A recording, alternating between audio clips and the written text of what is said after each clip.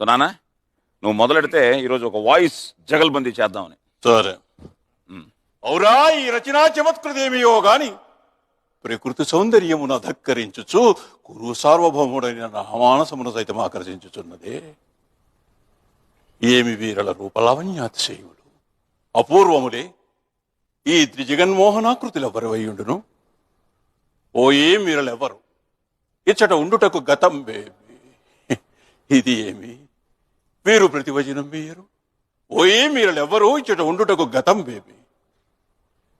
నేనెంత భ్రమపడితేనే నివేశత్వమే లేదు.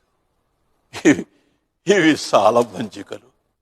ఏమి ఈ విచిత్ర రూప కల్పన, మట్టి లోకోత్తర కళా కౌశలము, సభాభవనమున ఉద్యానవనమా, ఎంత రమణీయముగునున్నది.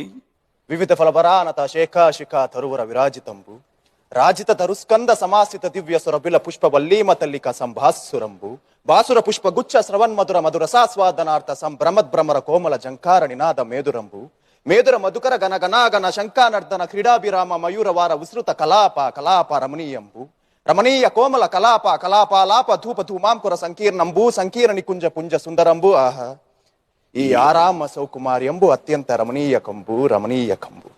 నవకంఠ భూమండలాది మగుట తటగటిత మణిగ్రుని నిరంతర నీరాజిత నిజపాద పంకే